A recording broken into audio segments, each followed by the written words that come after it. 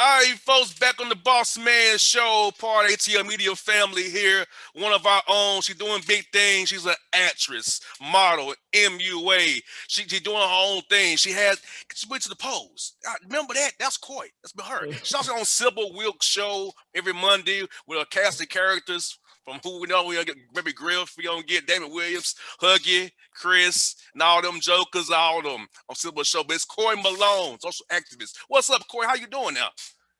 I'm wonderful. How are you today? I am great. It's Friday. It's my birthday month still, so I can't complain one bit. Oh, happy birthday. Yes, March 11th. We're still celebrating for real. So we got it going for real down here in ATL, as you know already. Oh yeah, we wide open. Hey, we never closed. Right. Did we close? I don't remember that. Hey, we was closed about a good 3 weeks. Then that was it. It was back open. Like, yeah, we ain't never shut down. You know, COVID don't live here, obviously. We don't have COVID in ATL. We don't have COVID here. We don't know what that is. Brian Kemp said, y'all ain't finna make me broke. Exactly. Well, Coy, I have other thoughts. Hey, he was like, yeah, we're gonna let these Negroes kill themselves for us. Yeah, exactly. Yep. Because the first thing that opened was like, barbershops and beauty salons and, places that we frequent. The bowling alley, the movie theater. What? These are places that we go to a lot. So, hey. The restaurants, the brunch spots. Yes. Hey, the Purge pimp Brian Kemp won slick with that one. I saw right through it. No. We like a little ATL trap brunch every Sunday and crab legs. We just can't stop. Yes, and we got we got the clubs going, the hookah lounges and the chit chat lounges. BDS, they be so look, we never closed. So Brian Kemp used it against us, but thankfully we made it this far. We did. I didn't jump out there. I was very, very skeptical of that opening myself, and it took me some months before I decided, all right, let me go past the grocery store. Hey, I'm still no restaurant eating inside. I'm still taking out, come to the crib. They ain't got down here Starbridge. I can go down the road here and get whatever I want and come in the house. I be good. But yeah, right. I'm not quite ready. All-Star Weekend was tempting because I had some people in town said, look, I done came this far being careful. I'm not going to die for y'all this weekend. I know, right? The pressure was on for All-Star Weekend, let me tell you. Keisha Lance Bottoms, our mayor, closed down a lot of different events and things like that. She urged people not to come, even though, it was moved here, I believe, just because the city is open. Mm-hmm. The city is open. So there were a lot of different other incidents that happened, unfortunately, with people. I feel bad for the folks that came here and had a bad experience with a lot of the car break-ins, the potholes. We need to issue a roadmap guide for Atlanta and landmark all the potholes for people to avoid, because they were tearing cars up left and right that weekend.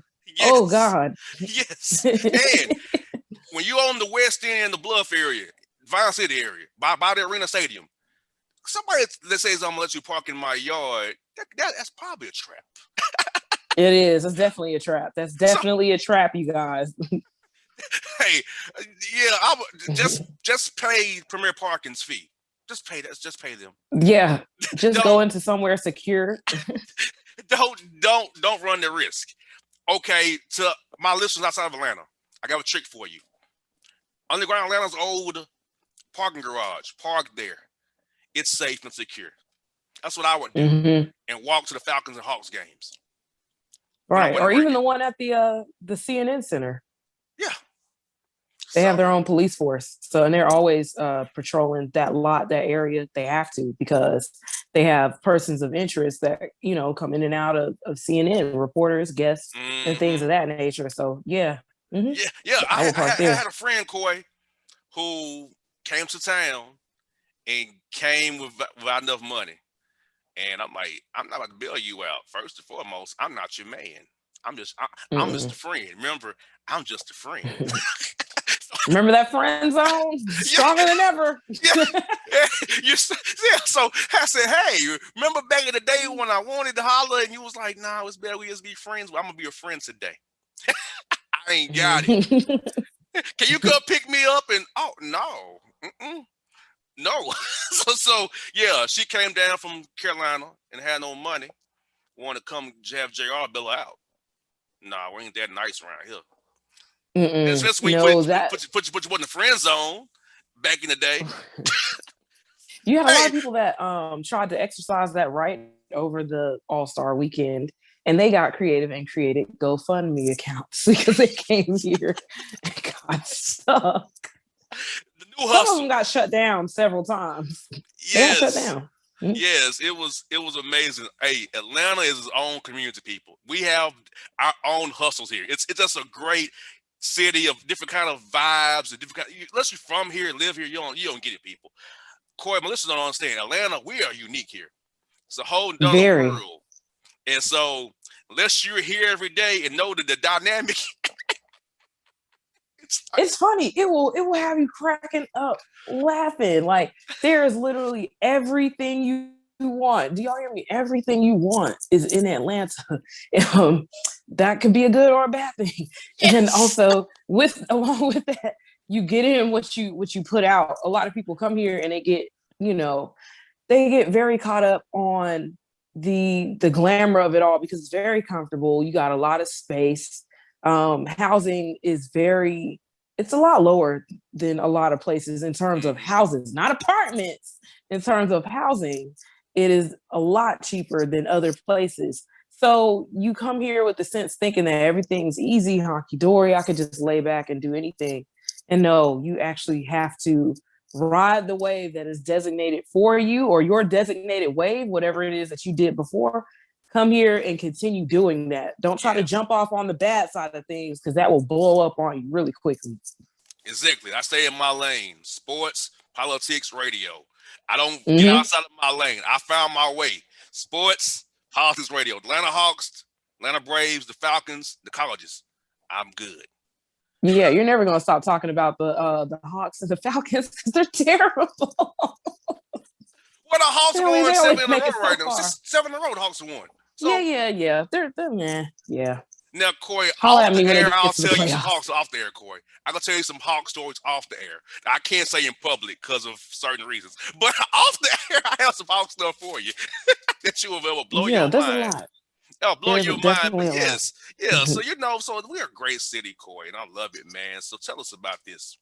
You helped with the elections this past fall, and I Mm-hmm. know that was important to you. And I love your message because you use the culture of Atlanta to get people interested.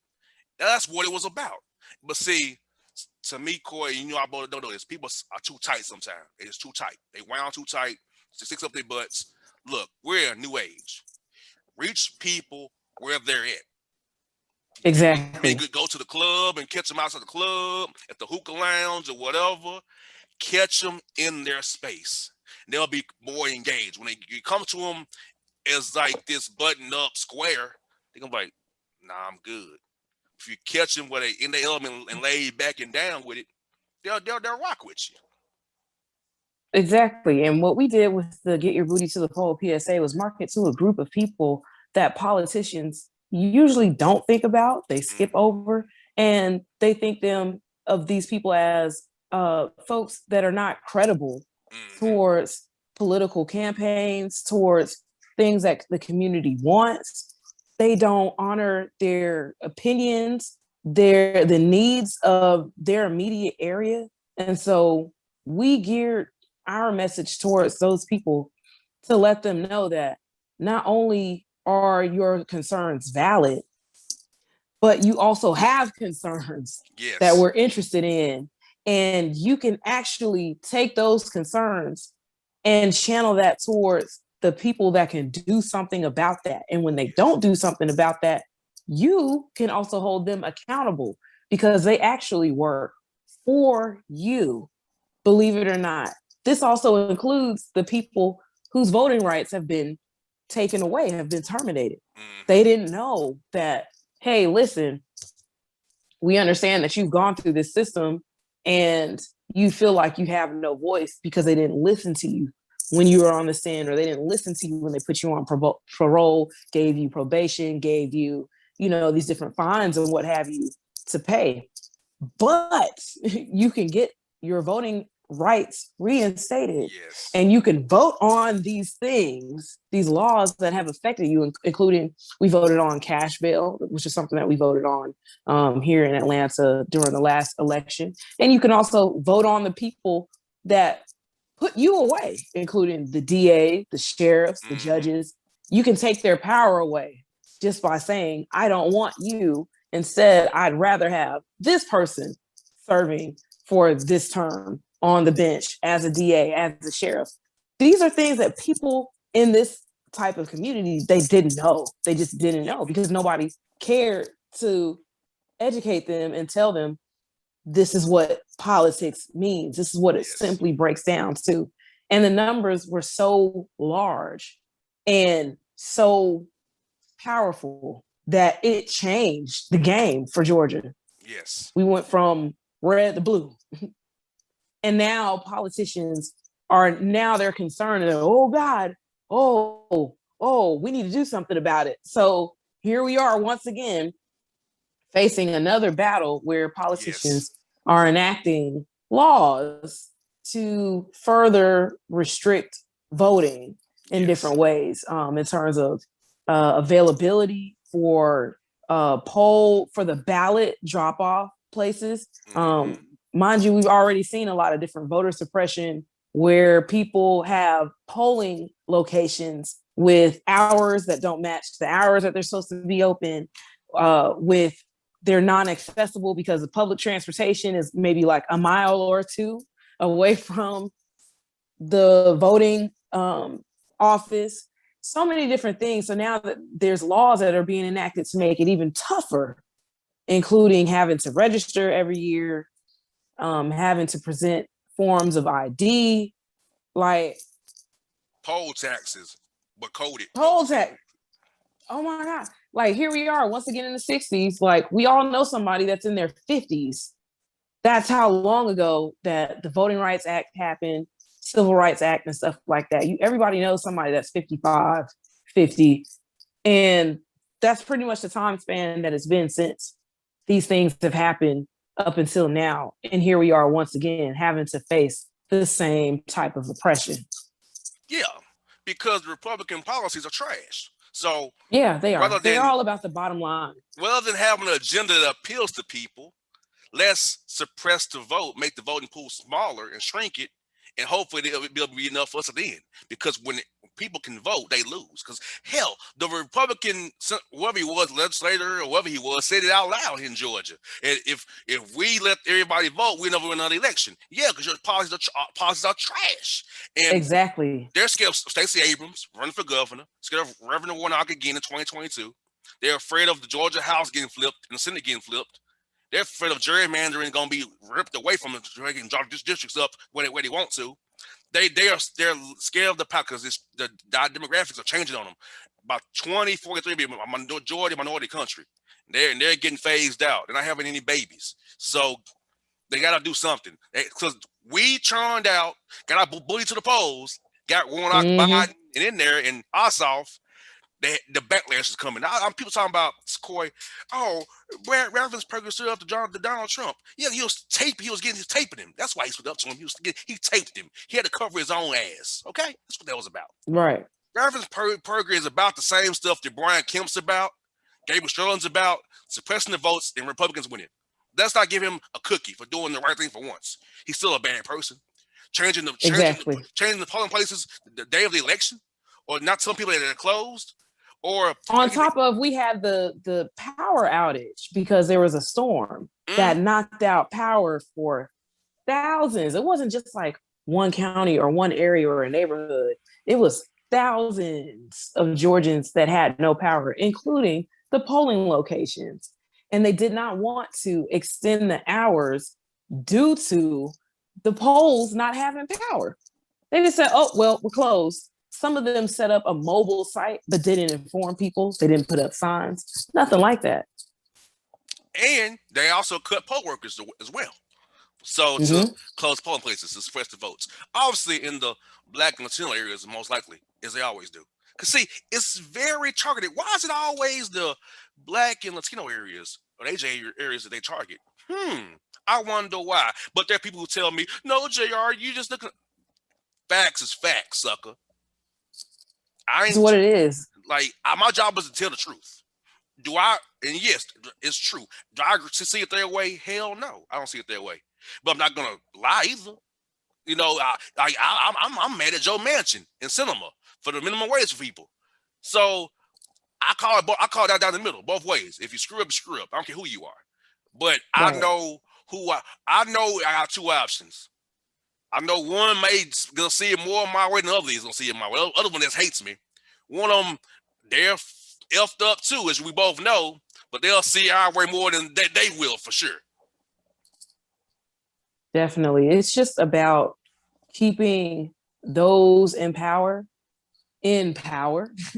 without sharing it. I believe that they have this skewed vision of what it would look like when other people are in power. They feel like that they won't have the same wealth anymore. They won't have the same resources, that we're going to treat them as we have been treated for centuries. And, we all do know about, I'm not going to belittle anybody's plight or struggle as a different race. We all know about what has happened to us Black people as African descendants. We've been beaten, tortured, and forced to be here. We never asked to be here. Exactly. With others, with the Latino community, they were already here before. A lot of them were with different tribes and what have you. And then they were forced out. And now there's a border where they're told you cannot cross. But the funny thing is, with states like Texas, I want to say parts of Louisiana, Arizona, New Mexico, Utah, California, all of that was Mexico before. So Mm-hmm. just imagine that, and the names are there for a reason. All those are Yes. Latino names, those are Spanish names for a reason. And a lot of those names are also Native American names that are associated with those tribes and what have you that resided there and within Mexico and even further down. Uh, that's their land, and they have been kicked off and told that they can't be there. On top of the Native Americans that were also already here and made to walk down a trail for hundreds and thousands of miles and told, well, you can just only live in this part of the United States on this piece of land, which now is terrible. It's desolate. They don't have a lot of resources. The healthcare is bad. Mm-hmm. They don't have things like adequate shelter, adequate education, grocery stores, gas stations. Like Exactly. this is the state that America is in due to the persons that came and quote unquote conquered it. I don't like to say conquered because it's not that, you know, people were messed up before and needed some form of livelihood and guidance. It was just they saw a different way of life and Yes. nobody wanted to agree to it. And instead of understanding one another and coming together to build something great, they took over violently. They use drugs, they use diseases, they use ammunition, and we still see a lot of those things going on today. But now we're being persecuted for the things that this country was set up on and based on. Yes. Yes. And When you it's look at it, and they profit off of it. every day. Every day. Like, like what I hate, Coy, is being black, and you and I both know this, getting told to assimilate or to look presentable to who? Like, I'm who I am. I'm gonna be me no matter what. I'm not gonna assimilate to a white standard.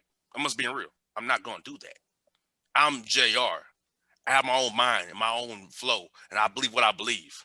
I will never assimilate to appease whiteness or whatever you want me to appease it to. I'm gonna be me. If you don't like JR for who JR is, screw you. I'm gonna All be me. right. I can't be nobody else but JR. And I had two people tell me this week, you should tone it down, or you should assimilate. You gotta respect this country. No, it's in a country. This is a criminal enterprise. It's a settler project. It's not a country. This is 50 individual countries underneath the one umbrella. That's what it really is. That's being monetized in every way, shape, or form. And I agree with you on that. Being told to conform, it's only recent that there have been rules and regulations that recognize Black people have different hair. It does Exactly. not it does not always grow out straight or curly and wet and wavy. I've even heard that with certain jobs that I've had, and understandably, it is in entertainment, so they do want you to have, a certain look or for it to be presentable. But I let them know, um, you knew my ass was Black when you hired me. Yes. So it's not going to change the way that my hair grows. And with women, sometimes that process, it hurts. It can cause permanent damage. So it's mind boggling almost to see that we are just now in 2021 being accepted for who we are in the sense that, hey, your hair grows different. And just because it's different doesn't mean that it's bad or dirty or Yes. unpresentable. It's just Exactly. something that you didn't like. Yes, I was told when I had my hair before I started thinning out, and thank God I still have a little bit of hair left. Oh, Jr., you should not have your afro. That's who I am. You shouldn't have braids. That's who I am. Screw you. Like, I will rather not get an opportunity being myself than get one not being myself. To me, that's tap dancing and butt dancing. And I don't do that. I'm not gonna tap Right, dance for some money because I can't sleep at night knowing that I gave up my dignity for $1 and a check. But too many of us will do it. I ain't one of them though. I can't. I'll I'm content doing it I'm happy doing stuff Coy my way, not their way. If it's doing it right. Gerald's way, I'm happy. I'm doing it And your see way, the I'm way not that happy. you definitely have to take a stance, and there is a way to do it. A lot of people think when they hear the words like protest, taking a stance, that it means that you're going to go in here yelling, cursing, screaming, and be loud and stuff like that. It doesn't really require that. It just requires for you to stand your ground and being consistent with it. One of the ways that I did it unknowingly was with my last two corporate jobs, and they were both for very big name corporations. I wore my hair totally natural, big afro. I would have it in a puff. Sometimes I wear it all the way out. I did that from day one. From day one, I walked in that way. I did my job. I was very great at it, and my work was undeniable. So it sucks because it's like we have to be 10 times Better. better than everyone else. At the same time, we have to always think about what are we presenting when it comes down to our looks before we even open our mouths. So these are things that we have to that's a very heavy type of pressure to carry with you throughout the day when all you're trying to do is do your job and go home Thank you. on a basic level. Yes, do On your a job and go basic home. level. Like Mm-hmm. we're not trying to be friends. I already don't trust you off GP. I'm gonna do my job, put up my numbers, and go home because we don't have good numbers. We're gone. And Yeah, see, and it's another story when you want to climb the corporate ladder as a Black person. We don't have a lot of CEOs for the major, Fortune 500 companies. We don't. The CEOs, the amount is it's only a handful, if that, and it has gone down in the last 10 years. We don't have a lot of Black presidents, vice presidents of corporations and things like that. And likewise, with the other roles within corporations, we don't have a lot of people that are chair or that are management level. We just don't have a lot of representation that looks most like definitely. us. And that's the reason why we're subjected to these BS rules about you have to look like this, your hair has to be like that. Oh, are you being a little bit too aggressive in the way that you talk and your tone? Because we don't have anyone that's up here that can actually understand and educate these people on this higher level of business that, hey, these are just Black people. That's it. They're not Mm. doing anything wrong. It was And funny. we need that. It was funny. When I had a real job back in the day, a white girl who I was cool with told me another white girl that I was racist. I didn't talk to her, and she told him he talks to me. I think he just don't like you. Like, it's like, me not talking to you is because I don't trust you. I think you're a snake. It's not because I'm a racist. Right. And furthermore, I can only be a bigot. I can't be a racist. I can only be a bigot. Racism is Exactly. power. But when I was in the corporate world, Coy, I was quiet by design because I don't trust you to begin with. Anything I say don't get twisted anyway. So it's like, Everything. let me just put my head down, do my work. But it was because they don't understand. It was in their mind, I'm a racist because I Yeah. don't talk. No, it's not do it racist. It's do it protecting my job so I can go home and get paid. No. Exactly. Yeah. It's like that. I've had that happen with uh we have something called a VIP. I used to work at I can share this. I worked at TBS. I was a computer tech for a while. And we have certain positions within the company called VIP. I'm not sure exactly what that entails. I think it does mean that this person, I mean, very important person, of course, but I think they float between different locations because they're not based at the Atlanta headquarters. So one person that I worked with had a network printer that needed to be installed. I only had a certain amount of clearance in terms of adding things to the network because that just wasn't my department. This person actually should have had their request handled by another department with clearance. But for whatever reason, it sat in our queue for a long time. Nobody was taking it out of there. The longer that we have customer requests sitting there, the more it reflects bad on the entire technology department as a whole. So I took the initiative, even though I was not qualified to do so. I took the initiative to help this woman just get this printer set up, basically. And it took even longer because the persons that are designated that have that security clearance would not go through with processing the request to having this printer set up. It sounds so simple. Sounds so simple, but it got so complicated.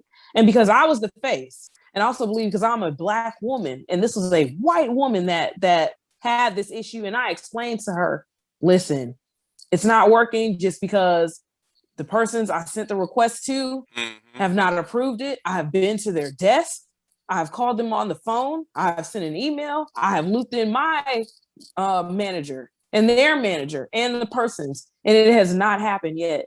It got escalated to a situation that was so bad that I had to sit down and have a face-to-face meeting with my management team. Mind you, I've had several awards for the good work that I've done, for knocking down our requests in half, for handling things on my own.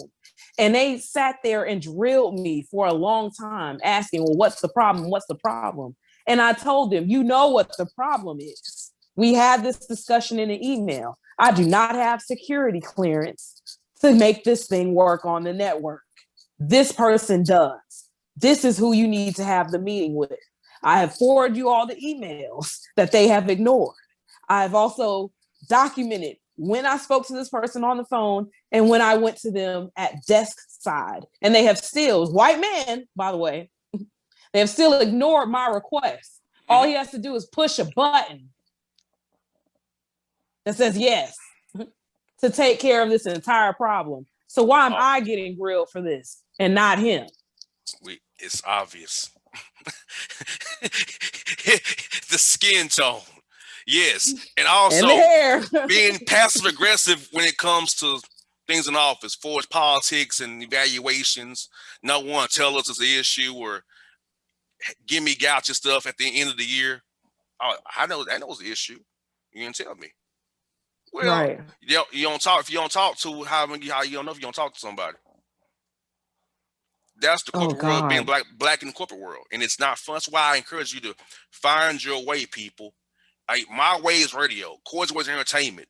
You know, your way might be food. Your way might be whatever it is. But because listen, Coy, is to find your way, because that corporate world is only going to take you so far. Like, because there's nobody in that C-suite, that management level, or that senior management level that's going to bring you up. We're going to be the worker bees, making them all the money. Mm-hmm. And that's not, to me, that's not diversity. Diversity to me is having black and brown people and the Asian people in up the chain, not just a token. say we have somebody, and the Right. token typically is a butt dancer.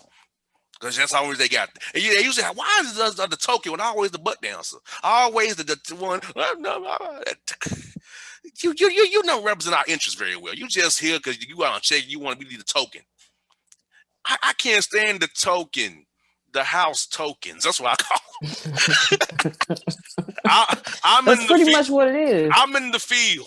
I'm a proud of being in the field. I got my team in the field. You in the house. We sick. Right. No, he sick. No, we not we. He. He is right. Not me. That ain't me at all. Yeah. No. So And they look out for other people that are like them. And I get that, the camaraderie and what have you, but I don't understand the losing of the identity, the losing your voice, losing your power, just because you have this. And I understand it is a responsibility to be, a higher up, and as you call it, the C-suite and what have you. You have a larger responsibility than just a regular everyday worker, or even some of the specialized workers. At the same time, that doesn't mean that you don't speak up when you see things that are wrong. Challenge it, challenge it all the way to the end. There has been an incident recently, and I use incident loosely, with a woman that was a higher up at Google, Black woman. She began speaking out about the things that she saw within the office that played a major role in how she conducted her job because she was Black, and other Black women and other Black people in general. And it caused so much hell for her that eventually they terminated her instead of hearing her out, instead of making a plan of resolution. And then the thing that was a slap in the face to me was, after that happened, they decided to go out and speak to all the HBCUs that they had a working relationship with, to try to lessen the things that had happened by saying, oh no, we're still very interested in working with you all, and we want to address any concerns. But the concern isn't at the HBCU level, because these are kids that are trying to get in. yes. You needed to do this with your employees and the ones that are still there. In addition to the ones that were fired, you need to fix that, instead of trying to coerce these people into believing that, no, coming here is still a good idea. It's still a good job for you to have. Continue submitting your applications. I don't like that. Exactly. And the trap now is the video interview. See, I'm lucky if I use my real name. If I was in that world, I could cover up that I'm Black for a while.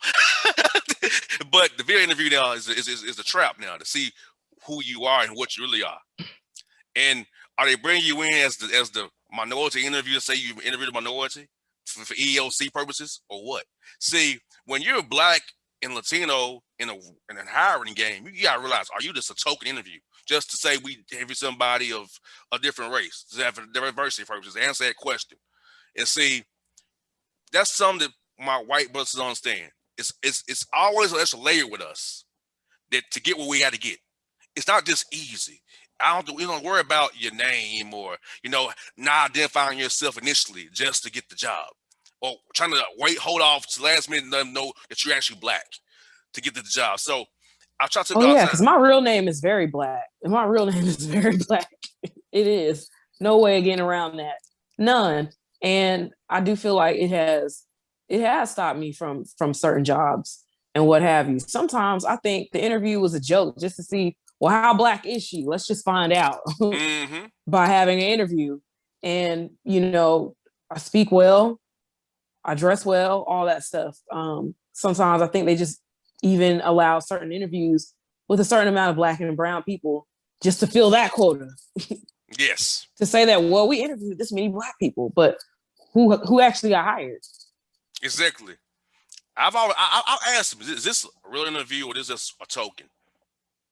I ask you. See, Gerald, I'm blunt. I'm very direct. Like, people say, well, Gerald, you're not really a Southerner.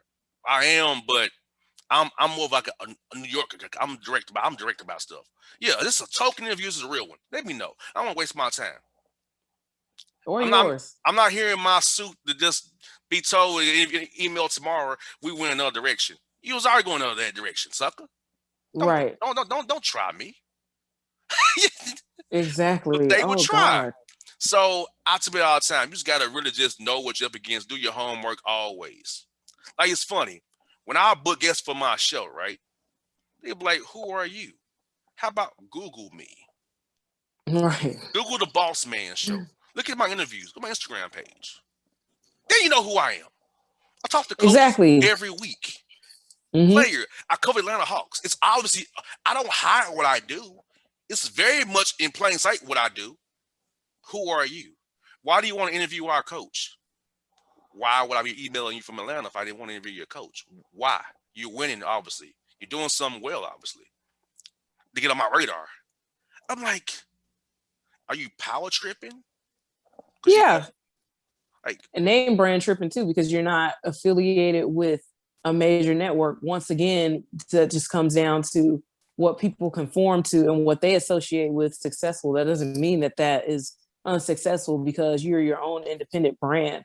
There are people that are wildly successful that aren't attached to anything major that have way more accolades, way more coverage, that have way more interesting stories to cover and to share with their audience.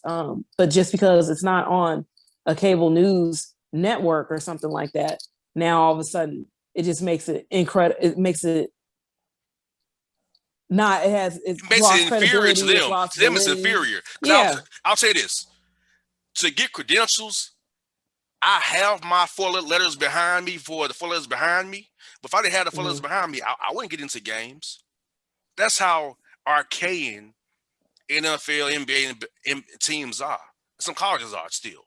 If you don't have four letters behind your name, you ain't get. That's why I make sure at all times I have at least 3 or 4 letters behind my name. I can say my show's on air on the station every week. That's why I go hustle out and get my show put on different stations because I know teams that have that archaic mindset. If he's not on full letter network or he don't have callers behind his name, he's nobody. So it's Right. paramount. Been an independent black host who's been doing it for 9 years. I've been doing this 9 years, Coy. You're a professional at this point. January 2012 was my first show. I've been at this over 9 years now, 2021. I've done everything possible in radio. I've figured it out. Now I've got a new plan in radio now that I'm executing as we speak. So it's like, who are you? Who are you, JR? Here's my resume. All the games I've covered. I have all my credentials in a notebook. That's just for proof. Just for people who doubt me. Here you go, always got covered. Final fours, NCAA tournaments, NBA finals, all-star games, Hall of Fame game in NFL. Who are you, JR? Let me tell you about who JR is. Right. Google me. That's what I tell people too. Oh, I've never heard of you. This and that. Google me. You can Google Coy Malone and you can Google my real name. And both of them have a long resume that's Yes. certified. Certified. Yeah. It's funny, Corey, you said it because people devalue you and I because we're not on MSNBC, CNN, whoop-de-whoop. But guess what? We're independent. We have our voice and we own our stuff. Mm-hmm. Nobody can tell you or me who to interview, who can't talk to. We tell That's the ourselves. beauty about it. That is the beauty about it. Because when you go through a network, you have to follow along the guidelines of, and we still do have to follow on the guidelines of the FCC. Yeah, In same here. certain instances we do. So those I can understand on a broad perspective, but other than that, nope. If I want to go interview a stripper, I can. If I want to post up and interview the whole club, I can. If we want to make a PSA that's full of strippers and talking to the people that adore that culture, we can. Because how we have brought that up to any No, network, no, it would have we never can't do it. happened. And that's what a lot of people got mad about. They got mad about we did something that somebody else didn't think to do, but had the power and the money to do. And the persons that were behind that, Angela Barnes, who's one of the creators, and Paul Fox, who was one of the co-directors, co-creator, they pooled their own resources and raised money to get this done when this easily could have been done by an ABC, a Fox, a CBS, a BET. Anybody could have done that. VH1, TV1, they could have done it. Anybody could have done it, and they chose not to. And then we did get a lot of positive praise behind it, and a lot of people that were glad to see something like that. But then we did get a lot of people that were very negative and that bashed it. But I mean, what are you bashing? Are you bashing the fact that you didn't use your own platform and your fan base to get out and vote in record numbers? Are you bashing a lifestyle that you just don't understand, or a job or a culture that you just don't understand, which doesn't make it wrong? You just don't understand it. Correct. That's different than yours. Are you bashing something because it doesn't fit the mold of the idea life that America has painted with this picket white fence and a job that you go work until you're white you're Jesus in 60s and 70s real. And white Jesus ain't real. Oh God, please. That's another subject. Like, when I talk about white Jesus, they don't like that. I said, look, Jesus ain't white. Nobody was white in Egypt. Not at all. That weren't even light skinned. I'm like, how about Amun, the god of the sun? Amun. That's Amen, Amun. See, Amun Ra. Everything, all the Eurocentric Christianity and Judaism is based out of African spirituality. It's African spirituality. It's about all part of the diaspora. But see, it is that don't want to talk about that. See, when you get talking about the church, they definitely don't Nation of Islam, all that. Look, all this it started in African spirituality. That was literally looking at the sun. It was literally looking at the sun, the moon, the stars, and where everything was. It was just basically to help you tell time and to tell seasons. Because what we got to do is get out here and grow this food, and we also got to understand when the Nile River floods. So we got to leave here so we don't die. Yes. So I need y'all to understand and pay attention that these are the seasons. This is the time. This is what we do now. That's all it is. That's all it is. You know, the game is that they turned it around in the Bible, made it where the Egyptians were the enslavers. So, see, you gotta know where it all starts, where it begins. See, that's why I don't go to like church because I know better. I believe in God, Amun. I believe in God. The institutional church in that Bible that I know that's, it's a good reference. It's good teachings in that Bible. But when you talking about, he died on the cross. See, Africans said we can go with that. Yeah. We can go with that. Okay, we'll make it happen. We'll go with it. But the spirituality, they remixed all that stuff. Oh yeah. And it's just speaking on my own behalf. Personally, I have a lot of the same views and what have you. In addition to that, as I started learning when I was younger, this is things that started with me when I was younger. When we start finding out in things like world history class and stuff like that in middle school and high school, and hey, yeah, this is the Bible that you know of today, but it was translated for King James the way that he wanted by monks. And there's also other books that are left out, totally left out, that some people have no clue what's in it. So why is this the standard based off of that religions are based off of, and this is what I should follow, when this is according to some dead and gone white man in Europe from centuries ago? Not to mention the reason why Christianity is so prevalent is because with Black people, it was beaten into us. We were forced to believe this.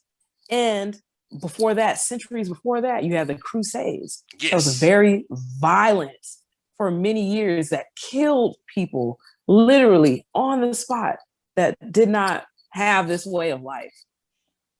Yeah. Why are we doing this again? Exactly. Why? That's why, those who are deep into it, that's you.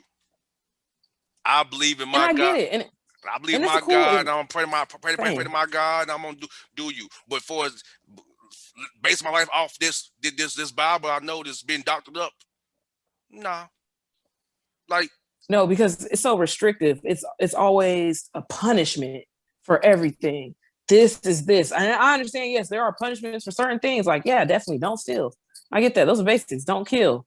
I get it. Yeah. Okay. Don't try to take your neighbor's wife or your neighbor's husband. Good. Okay. I get that. That's basic stuff. We get that as people.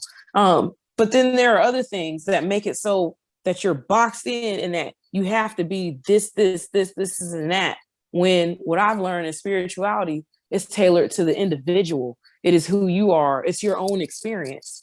Yes, there are things that you can be taught across the board, but still, even when it happens to you, it may manifest in a slightly different way than everybody else experience. And so that's the thing that I feel like a lot of religion fails to recognize is the individual and the individual experience. There are certain questions that you will ask in church and people will look at you like you're crazy and say, no, you don't say anything like that. No, don't ask that. In spirituality, they explore that and they help correct you if you are wrong. Exactly. Religion is just like, no, you're wrong. They might not even tell you why you're wrong. They're just going to refer you back to the Bible, to this and this. Okay, and then just do it like this, and then it should work. But it doesn't work for everybody. Yeah. Everybody can pray the same prayer, and it might not work for them. They might need a different prayer. They might need a different course of action. Exactly, and that's the thing. It's that blinder. This is the way it is. It's flat line, no deviation, no remix. It's what you're gonna do. That didn't work for JR because look, I was a Catholic, then I became AME. Now I'm just spiritual. Now I'm I got my God, and I'm gonna pray to my God, and the ancestors are gonna watch over me and help me and guide me and keep me going. But those who are in that realm, I'm cool with it. I don't judge it. I used to be in that realm, so I got smarter. Start asking questions. Hold on, this ain't right. Add up. Moon, the Egyptian god. Oh, really? All right. Blow your mind. Vodou, not Vodou, but Vodou. That's the Haitian. That's just voodoo. No, it's Vodou. So when I got to learning about African studies, learning about the diaspora and how we're all connected in Africa, how that's why my Puerto Rican brothers and sisters, my Dominicans, we all came from Africa. Players, we're not different. We all came from Africa. We did. We really did. They just put you dropped us off a different place. That's all it was. Exactly. That a lot of people don't understand that with Africans. First of all, let's back up before that. Africans were already coming over here for centuries. They were coming to trade. They used to travel by the currents that are in the water. If you notice with old maps and old globes, they used to show the patterns of the currents and what have you in the map. So they've taken that away so people don't have that knowledge. So what Africans did was they had like a small boat, skinny boat, and they would put it on the current and the current would zip them out in the direction that it flows towards another country. And they would get there way quicker than the Europeans did in these huge boats with these sails that they're trying to harness wind. And it's like wind is it changes all the time. So you can't just sail like that. A lot of times you're just going to be floating. So that's why it took months and months and months for these journeys, where Africans had already been over to North America, Central America, and South America, and back for centuries without incident, without getting caught in these storms or what have you, because they use the power of the currents. And so later on, when we were enslaved, a lot of people don't know also, which is crazy because you can look this up in any history book, that with the transatlantic slave in particular, because there were other slave trades, but the transatlantic slave trade that brought people over to the Americas, the first stop that they made was in South America. Then it was Central America, which includes Mexico and the Caribbean. Then it was the United States. And I've had several discussions, and some that have turned into arguments when I've told people, the folks that are down in South America, Central America, and the Caribbean, they're actually more Black than we are. They really are, because at this point in North America, we have been mixed with so many other different people down the line. Whereas in Central America, South America, and the Caribbean, there's a lot more African there. They may have mixed only with the Native Americans, and it was a less incidence of them mixing with white people. Here we have so much white in us, so much because of the breeding that they did, whether it was by force, and then it was the breeding that they did with trying to create, super slaves and what have you. There was a lot of breeding that went on here. And while we were still breeding, you had the uprisings that happened in Haiti. You had the uprisings that happened in a lot of other Caribbean countries True and in South songs, love America. mature. You're right. Exactly. And in Mexico. In Mexico as well. There's a city that's on the coast, and they're full of Black people that look just like you and I and darker. They wear braids like me, all of that. And when you ask them, even the ones that are fair skinned or what we associate Mexicans to look like, they'll say, no, I'm Black. And in this city, I forget the name of it, but anybody, you can go Google this and look this up. They have a statue of a former slave who led the slave revolt in Mexico. And that city is named after that slave. These are Black people that we're talking about that have been freed for a long time. So they're able to go back to their traditions and cultures. And that's how you end up having things like voodoo in Haiti and the Santeria in Dominican Republic and in Cuba and what have you. And in South America and in Brazil and what have you. This is how these things happen because they were able to hold on to their traditions. Whereas here in America, that shit has been long erased. Exactly. It is far gone. We don't even know it. We don't even know it. People are looking at the professor that came up with Kwanzaa like, oh, I don't know about that. When it did come out, we have people that still look at you crazy for wearing your hair nappy or not nappy because there's nothing wrong with the nap. That wear your hair natural and say, well, why don't you just do this and you can gel it down in the baby hairs? Let me tell you something, baby hairs don't work on me because I'm Black. Exactly. It's just not straight. It's just not me. Exactly. It's just not what it is. And so a lot of people don't realize that we are, as Americans, we are so far removed from our Black roots, our African roots and stuff like that. And yes, as much as it hurts to say that people in the Caribbean, Central America and South America are more Black than we are because they have traditions that we don't even know about. Exactly. And they do this on a daily basis, Exactly. And we have rap. Yes. Which is great. Mumble rap at that. We have mumble rap at that. Right. Rap is great. It's great. We have created another culture here in America, which is called Black. That's why I like to say Black better than African American, because it is a culture along with the color that we have created. And once again, that goes back to our roots. We're just a very creative people, and we have so many different cultures that are associated with us. But we also need to understand that there is culture within our roots that we've been separated from. Point blank, period.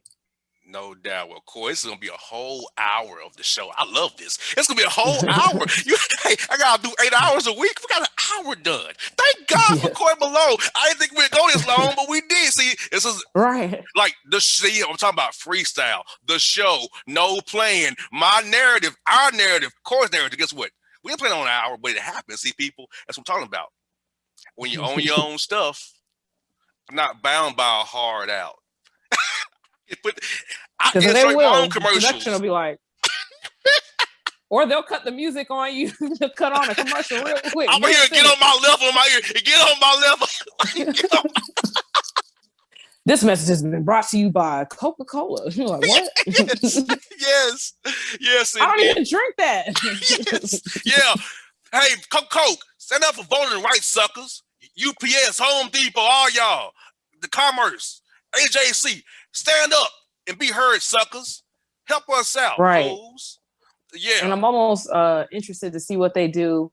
Not only with that, with the voting rights and stuff like that, because we haven't been calling on them like, okay, what are you guys going to do about that?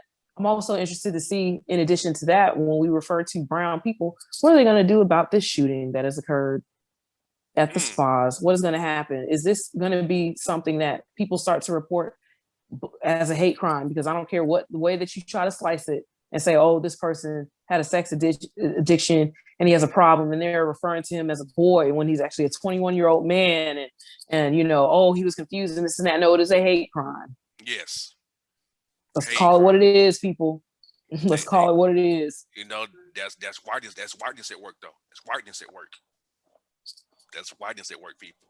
Yes, yes, indeed. Well, Coy, tell people how to follow you and how you can keep up with you. I'm gonna tell you to do this again. I'm gonna tell you that. I'm gonna text you up there. We do this again. We have to do this again. This is fun. Tell the people here in my listening audience how to catch up with you some more.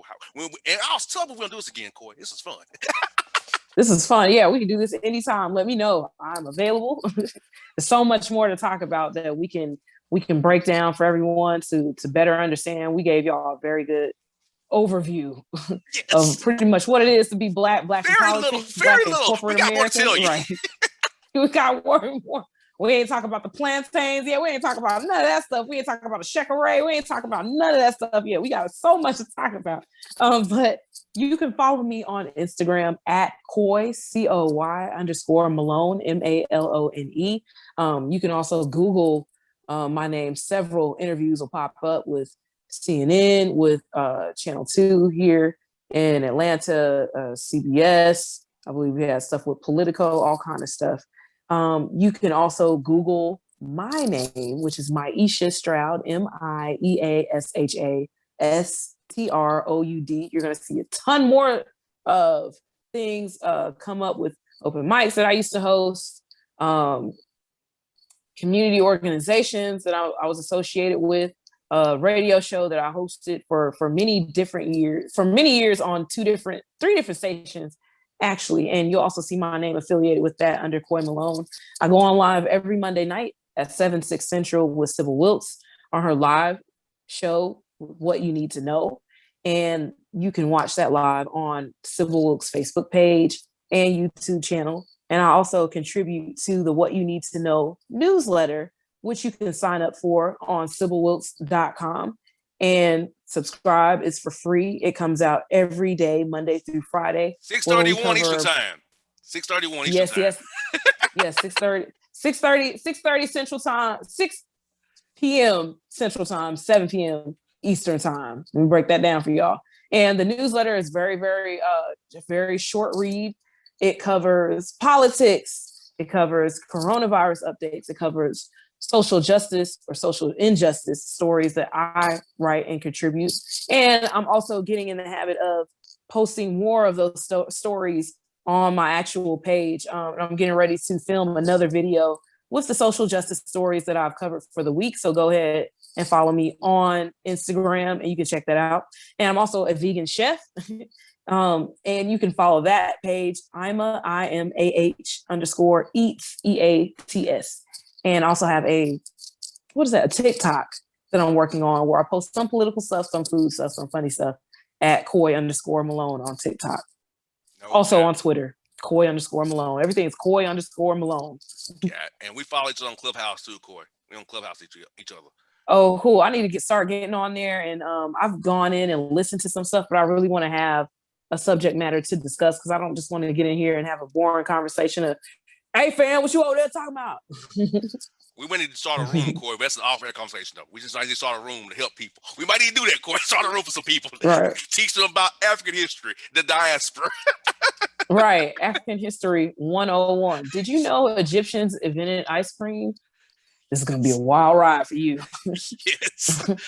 Yes, indeed. Well, folks, that's Coy Malone's JR. Great time with her today. We out.